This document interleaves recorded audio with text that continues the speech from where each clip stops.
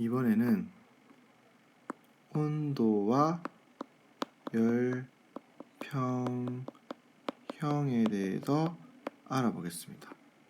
일단 온도가 무슨 뜻인지부터 알아야겠죠. 온도는 물체의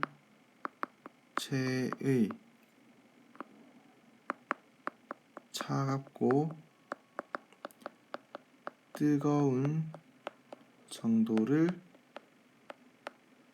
숫자로 표현한 것입니다. 표현한 것, 물리량입니다. 즉 숫자로 표현한 물리량이라는 거죠. 이거의 가장 큰 예가 우리가 자주 쓰는 섭씨 온도가 있습니다. 이 섭씨 온도는 단위를 도씨라고 표현하죠. 이 섭씨 온도는 물의 어는 점 0, 그 다음에 물에 끓는 점 100을 100등분해서 나타내는 온도죠. 이 온도라고 하는 걸 우리는 뭐로 표현할 수 있냐면은 항상 분자 모형으로 표현해야 됩니다. 분자 운동 모형으로 표현할 수 있습니다. 자, 차가운 물체와 여기서 말하는 뜨거운 거를 분자 운동 모형으로 표현해야 되는데 표현할 수 있겠어요? 자, 분자라고 하는 게 뭔지부터 알아야 되겠죠. 분자라고 하는 건 되게 작은 입자인데 어떤 물질의 성질을 띠고 있는 것 중에서 가장 작은 입자를 말합니다. 즉 예를 들어 산소라든지 이산화탄소는 성질은 다른데 뭔가 있겠죠. 그리고 이런 분자들은 너무 작아서 눈에 보이지 않기 때문에 우리는 눈에 보이는 듯한 모형으로 표현하게 됩니다. 그래서 분자 모형을 이렇게 꼬리를 단다거나 또는 화살표를 통해서 분자를 모형을 표현합니다. 그러면 어떤 물체를 차갑고 어떤 물체는 이렇게 뜨겁다면 이 안에서 분자들의 운동은 어떻게 되냐는 거죠. 자, 차가운 물체는 분자들이 어떻게 움직이냐? 느리게 움직입니다. 이렇게 사방으로 움직이긴 하지만 이렇게 천천히 움직인다는 뜻입니다. 즉 차가운 물체는 분자의 운동이 느립니다. 하지만 뜨거운 아이는 분자들이 아주 이렇게 활발하게 움직입니다.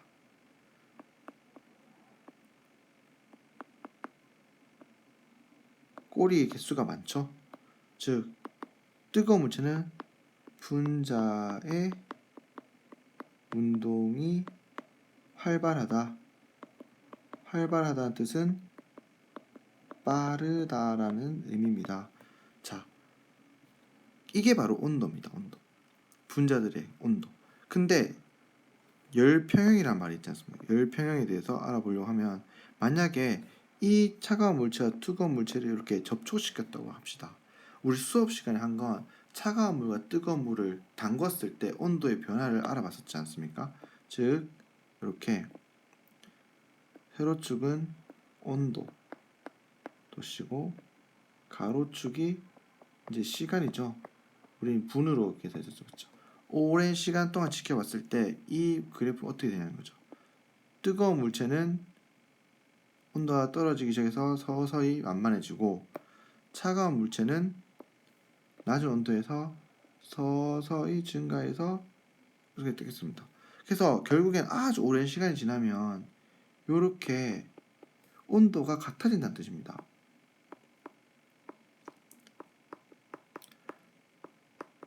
차가운 물체와 뜨거운 물체를 접촉시켰을 때 결국에는 온도가 이렇게 같아집니다.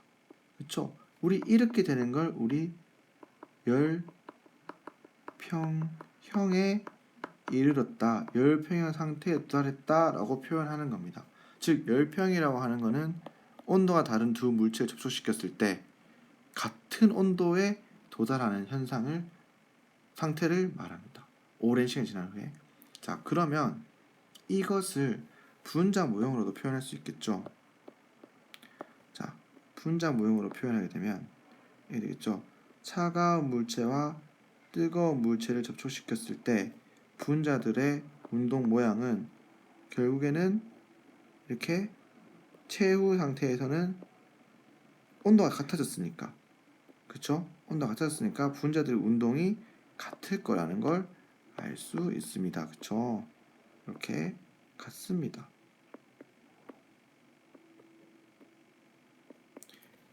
이해되나요?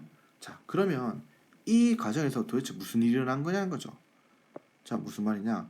뜨거운 거는 손 만지면 뜨겁고 차가운 물체는 차가운데, 뜨거운 이 분자들이 얘는 활발하고 얘는 느리지 않습니까? 요 사이를 접촉시켰을 때 어떤 일이 일어나는 거죠?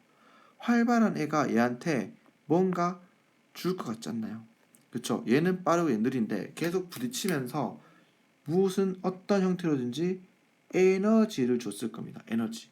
그 에너지를 우리는 열이라고 합니다. 즉, 열이라고 하는 건 분자들의 운동 에너지라고 표현할 수 있습니다.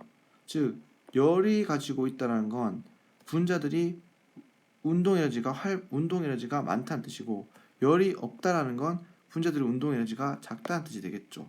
그래서 열을 공급해주면 분자들 운동 에너지가 증가할 거니까 활발해지는 게 된다는 겁니다. 즉, 뜨거운 물체는 열이 있고 차가운 물체는 열이 없으니까 뜨거운 물체에서 차가운 물체 쪽으로 열이 이렇게 이동하면서 분자들 사이에 충돌이 나면서 운동 에너지가 같아지게 되는 이런 과정을 거치게 되는 겁니다. 즉, 결국 열이 이렇게 전달됐다는 거죠. 열이 전달되면서 온도가 같아지게 되고, 즉 온도가 같아졌다는 말은 분자들의 운동 상태가 똑같아졌다는 거죠. 같은 빠르게 됐다는 거죠. 그래서 그게 결국 온도라는 걸 나타나면 같은 온도가 된다는 거. 그것이 우리 열평형이라는 겁니다. 여기서 또 하나 알아야 될 건, 요 열평형에 이르는 온도가 어디에서 이루어지냐는 거죠. 자, 차가운 물체에서 뜨거운 물체로, 차가운 물체의 처음 온도에서 열평에 이르는 온도까지 요 격차랑 뜨거운 물의 처음 온도에서 열평에 이르는 온도의 격차가 다르지 않습니까? 차이가 다르다는 겁니다. 이거는 뭐와 관련되어 있냐는 거죠. 바로 맞습니다. 바로 그 접촉한 물체의 질량과 또는 다른 어떤 것과 관련이 있습니다. 즉, 열을 머금고 있는 양이 다르기 때문이라는 거죠. 이거에 대해서는 다음에 알아볼 것입니다. 자, 온도라고 하는 건 물체의 차갑고 뜨거운 정도를 숫자로 표현한 것이고, 이를 우리 분자 운동 모형으로 표현할 수 있어야 된다고 했습니다. 그래서 차가운 물체는 분자의 운동이 느리고 뜨거운 물체는 분자의 운동이 빠릅니다. 이 두 물체 접촉시키는 게 바로, 이 두 물체 접촉시키면 오랜 시간이 지나면 결국 온도가 같아진 상태에 이르게 되는데, 우리는 이를 열평형이라 부릅니다. 열평형 상태에 이르렀다고 부르고, 이 상태일 때 분자 운동 모형은 열이라고 하는 형태가 전달되면서 분자들의 운동 상태가 결국 같아지게 된다는 걸 알 수 있습니다.